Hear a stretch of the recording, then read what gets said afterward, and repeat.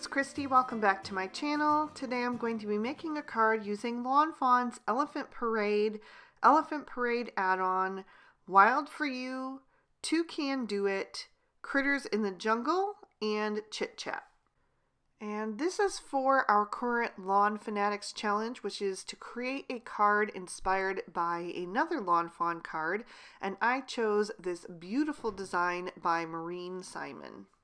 And I'll talk more about my inspiration in a little bit, but for now I've stamped my images out on Spectrum Noir Ultra Smooth Premium White cardstock with Lawn Fawn Jet Black ink, and I'll be coloring with my Copic markers. So the first thing I'm going to do is pull out my little handy dandy coloring chart that I created for you guys in a video. If you missed it, I will link that so you can check it out. But I just can reference this anytime that I want to create a card using elephants and decide on which color combination I want to use for this particular card. Today I am going to go with the toner grays. So I'm pulling out T0, T1, T3, and T5. I prefer to color darkest to lightest, so I'm going to start with my T5 and begin to lay in some shadows. I'm going to do the mama elephant here first and just add that wherever I think it should go, around the edges of the ears and on the top of the head, down the back of the body and on the tail. Any part where there is a limb kind of in front of another one, because that would cast a shadow as well. I'm also going to put a little shadow on the underside of the trunk. And I decided not to do the baby yet. I just decided to concentrate on one image at a time since she is quite large. But once I have that T5 laid in, I'm going to start to blend that out with the T3. Just making sure to catch the edge of that T5 and pull that into this next shade so that I get a nice smooth blend. And yeah, I don't want to use too much of that T5 because I don't want her to get too dark, but I just like a lot of dynamics there, so it's always good to have a little bit of extra depth. It just makes your lighter areas pop all the more.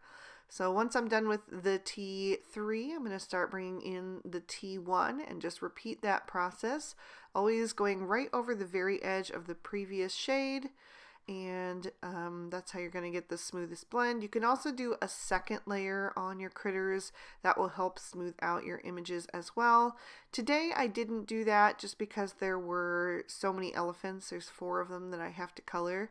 So I decided to just do the one, but I'm going to show you how to do some little details so that if your blend isn't exactly perfect, it can kind of hide that. And also if your blend is perfect, it can still just add a little extra detail. So I'm moving on to the baby, and since I have all 4 of these little guys to color, and I am going to color them exactly the same because I want them to be part of a family, but while I do that, I'm going to go ahead and talk about my inspiration behind choosing Maureen's card for this one. So there are 2 reasons that I kind of gravitated towards Maureen as my inspiration. First of all, she's a phenomenal colorist, but also she is just the queen of scene cards to me. I think her scenes are always so creative and so detailed. She pulls together all these different images from different sets and blends them together into this really unique card concept, and I am always just floored by her designs. So that is what kind of pulled me to her as the designer that I was going to choose a card to emulate. And then as far as this card in particular, well, it just was so playful and fun. Like I said, it was one of those that just combined so many images from different sets seamlessly together to create a really adorable scene. And, well, I just love elephants. They're one of my top favorite critters. So I was really drawn to this one. So when I am creating a card that is inspired by someone else, which to be honest, I don't do very often because being someone that is putting out card ideas on social media, on YouTube, on Instagram and such, I really don't want to ever be accused of copying someone else's design. So unless it's a challenge like this where you're invited to do just that, it's not something that I particularly like to do.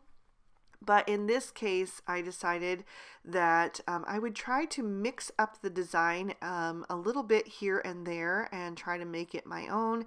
So definitely if you saw these cards side by side, you would see the inspiration clearly, but I'm going to mix things up and change a few things. I'm going to change the color palette. I'm going to change the theme. And I am going to shrink it down because Maureen's card was actually created on an interactive card using the shutter die. So it actually is a larger scene there. She just took out the interactive element in the center, but it has like a much larger canvas to work on, and I am shrinking that down onto a standard size card. So I need to kind of eliminate some of the details that she added because there just wouldn't be room for them all.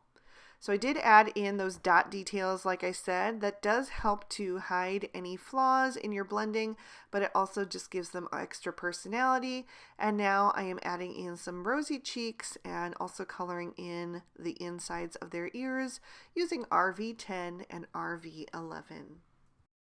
So for both of those areas, I just laid in a little of that RV11 first and then blended out with the RV10. And then I'm going to move on to my plants. And another thing that Maureen did that I thought was really interesting was that instead of coloring these leaves that are kind of split down the center in one shade, she did them two-tone. So each side of the leaf is in a different color. So I am going to use YG03, YG05, and YG07 for one side of each of those leaves, and then I'll change it up for the other side. I'm putting the YG07 closest to the center where those leaves are drawn in, and therefore they wouldn't get as much light reflected on them, so they would be a little bit darker, and then I'm coloring them so that the highlight is down at the tip.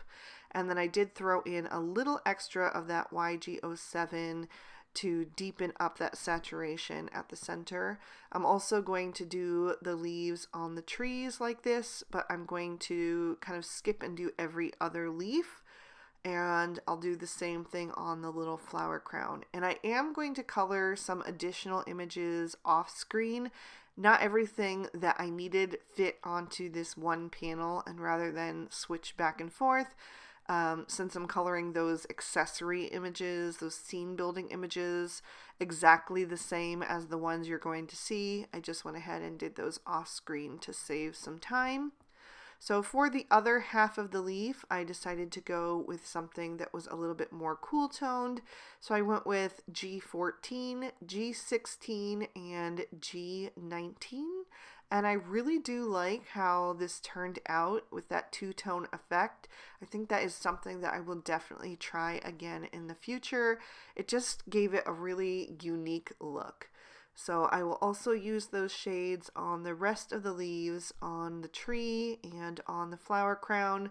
Just putting the darkest shade closest to the stem and then the lightest shade out on the tip where it would be the most transparent. For the branches, I'm going to use E55, E57, and E59. And again, I'm going to place that darkest shade on the underside of the branch where it would not get as much light. And this is another case where I am mixing things up because Maureen used the branch from A Bug Deal and then some leaves from Critters in the Jungle. I also have those stamp sets, but I just decided that this would be another opportunity where I could make the card a little bit more my own. And so I chose to go with a different style of branch and leaves.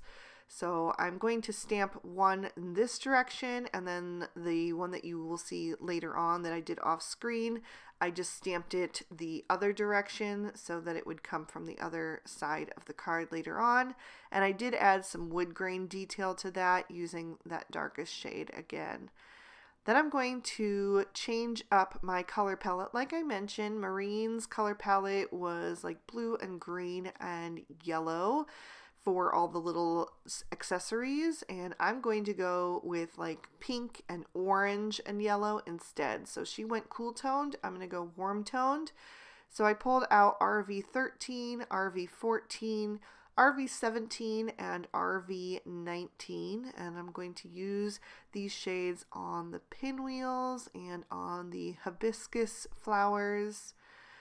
Just putting that darkest shade on. For the pinwheel, I put the darkest shade on the outer part, and then that inner part that you see when it's bent, I did that lighter. And then for the hibiscus flowers and also the flowers in the flower crown, I put the darkest shade in the center and then blended out toward the edges with the lighter shades, just like I did with my leaves. Also, I am going to add in the butterflies to replace some of the birds that Marine used on her cards. So she had birds down toward the bottom of the card and then also up in the trees. And I decided to mix it up by adding in the butterflies on the top part of the card instead. Next, I'm going to add in some orange shades. I'm using YR02, YR04, YR07, and YR09. So again, for the pinwheel, on the outer part, I used the darkest two shades. On the inner part, I used the lightest two shades. And I went back and forth on what to do on the butterflies. I wasn't sure if I wanted to do the outer part of their wings or the inner part of their wings. So I just skipped it for now and instead went and did my little bird's beaks. And then I am going to go back and do the outer part of the wings. I made a decision and just decided to go with that. So I'm going back to my darkest shade, the YR09, and then blending out with the YR07, and then I'll use the YR04 for the lightest on those. And then I am going to switch it up again to some yellows, and I went with Y13, Y15, and Y17, and I will do the center of the pinwheel. I'll also do the stamen on the hibiscus and the main part of the butterfly's wings. Just using the Y17 first, blending out with the Y15, and then using the Y13. I'm also going to use the Y13 for the centers of the flowers in the flower crown, and then all three shades for my little birds. I will also add some rosy cheeks to them, which I forgot to do on screen, but once I'm done, I'm going to trim these images out with their matching dies. For the background, I'm going to take a piece of Bristol Smooth Surface cardstock and the Lawn Fawn Cloudy stencil so that I can create a sky using some Salvage Patina Distress Oxide ink.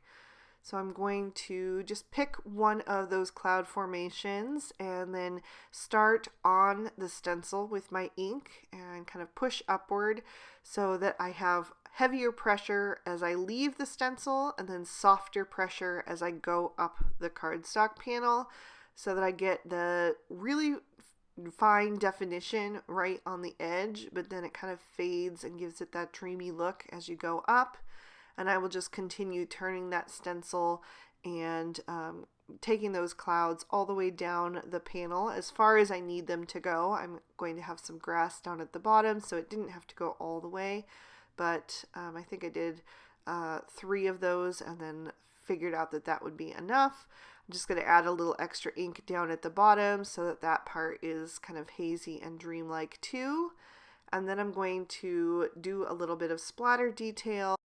Marine also does that splatter on a lot of her cards, so it's another way that I can tie in the inspiration back to the original design. But also I just love to do it because it gives it so much movement and texture and just adds something extra detailed to the background. So I'll set that aside to dry and pull out another piece of Bristol that I have trimmed down using the Slimline Grassy Hillside Borders. And rather than trim out 2 of those, I'm actually just going to flip the second one upside down. It's going to make the grasses look a little bit different, but I think that's also a nice detail to have on the card, and it saved me from having to cut down another piece of Bristol and waste that extra piece. So I'm going to blend on some Distress Oxides for these as well, starting with Twisted Citron up at the top. And I'm just trying to be careful not to bend those grasses, especially on that first piece because they're a little more fragile. On this one, I noticed that they were not quite as fragile. They don't get bent quite as easily. But anyway, I'm going to add on some mowed lawn next, and just bring that up on the panel from the bottom, and then go back to the Twisted Citron to kind of smooth that out. And once I'm happy with how that's looking so far, I will bring in some Lucky Clover to deepen that up even further. So I'll add that down at the very bottom, and I really like the kind of cool tone that adds because it ties in really well with the coloring that I did with that second green combo on the leaves. So I think this is going to match really well. And then I went back to my mowed lawn to blend that back out, and I'll go back to my Twisted Citron as well and just kind of smooth things out. And then I'm going to test it and see how it's looking. And I realized that the darker green was going to kind of disappear on the left because that hillside goes higher up on the bottom. So I decided to adjust and just add a little extra of those darker shades. And then I can just press some of that Lucky Clover ink onto the block and water that down and do some more splatter detail on the grasses as well, so the entire background matches. And then I will set these aside to dry completely as well. And once they have, I'm going to take that bottom piece and put my sentiment on that. And Maureen did a white heat embossed sentiment, so that's what I'm going to do. But I'm going to change up my sentiment. I'm going to use one from Simply Fall Sentiments that says, "So Grateful for You." And I treated that first with my Rabbit Hole Designs powder tool, and I'm stamping that in Versamark ink, which is just a clear sticky ink that works great for heat embossing because it grabs hold of the little powders in the embossing powder. And then I will coat that. This is Lawn Fawn embossing powder. I just keep it in this tub to make it easy to access, tap off any extra from the back, and then I will get my heat gun nice and hot off to the side and bring it to that piece of cardstock from the back first and then to the front to try to eliminate some warping, and just heat that up until that powder melts and is nice and bright white and shiny. So then I can set that aside and pop my card base in my MISTI. I'm going to use Mermaid cardstock from Lawn Fawn, and this time I'm taking a sentiment from Mom Plus Me because I wanted to create a Mother's Day card rather than the baby themed card that Maureen did because Mother's Day is coming up. So I took the little elephant again from the Elephant Parade and the little Trail of Hearts. And then the sentiment, like I said, is from Mom Plus Me. And I stamped that down a couple of times in Peacock ink. And now I'm ready to start assembling. So I'm going to take that sky background and glue that to my card front. It is 4 1/4 tall by 5 1/2 wide, which is a A2 standard size card. So I'm just making sure that the corners are pushed together so I know it's on there straight. And then I will add my grassy borders. So I'm going to add this one first because then the bottom will be covered up by the second one and you'll never know that it was, trimmed down on both sides. I did add some foam tape to the second one because I wanted to have some dimension on this card.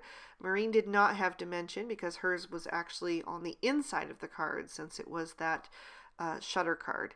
So since I'm putting it on the outside, I just wanted to add a little bit of dimension. So I pop that up, and I'm going to pop up most of my images as well, just depending on whether they're going to rest on that hillside or whether they're going in the background. I want everything to be on the same level.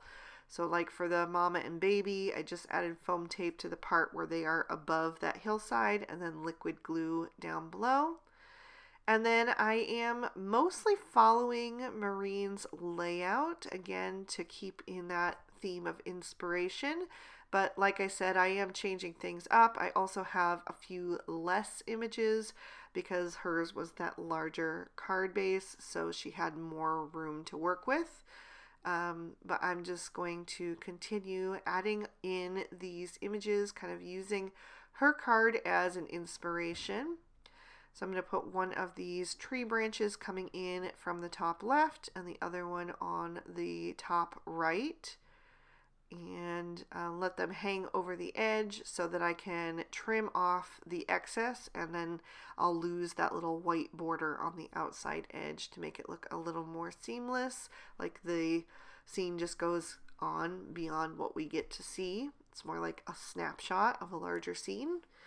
Then I'm going to add this little elephant that is running up on the top left hillside, just like Marine's.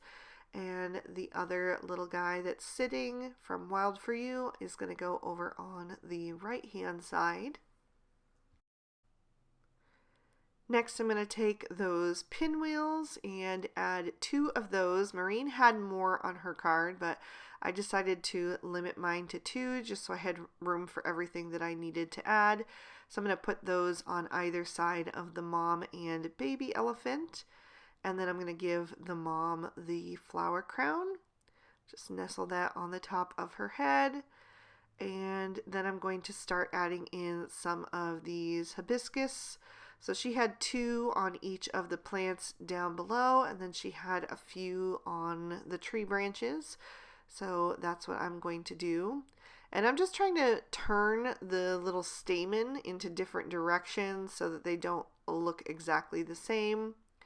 I also colored some that are a little bit darker than the others, just by using the darker 3 shades instead of the lighter 3 shades. So I tried to mix that up as well. I'm going to add a bird to each of these plants, just like Marine has toward the bottom of her card. Just kind of popping them down in the center as if they're just standing there and looking on at the mom and baby. And then I'm going to take those other hibiscus, like I said, and add them to the trees. Now these were a little bit tricky to add because they were going to overhang the branches which were popped up, so I had to kind of lay it out ahead of time and figure out where I needed like a tiny little touch of foam tape so that they would be well supported. And then I just used liquid glue for the rest of it. And then this last one that I'm adding, I actually am going to end up having to move because it gets in the way of one of my butterflies. So again, I'm trying to turn those stamens so they're not pointing all in the same direction. But I'm going to add a butterfly up in that top empty space on the right. And then the other one I wanted to kind of be interacting with that baby elephant. So like I said, I needed to move that hibiscus, but it left some glue residue there that I couldn't really get up. I should have let it dry first and tried to use my Xyron adhesive eraser, but I was too impatient, so I'm going to have to kind of replace that. But luckily the first one didn't really stain too much, so I was able to adjust that one instead, and it all worked out. So I'm going to add a little bit of glitter because it's not really a Christy card if it doesn't have glitter, at least most of the time. So I'm going to just add a little bit here and there. I'm going to put it on the edges of the butterfly's wings. I'll also put it on the stamen of all of the hibiscus, and then in the very centers of the flowers on the flower crown and on the pinwheels. So just a little bit here and there. It's nothing too much. I didn't want to cover up too much of the coloring, but enough that you still get that pretty flash of sparkle when you tip the card into the light.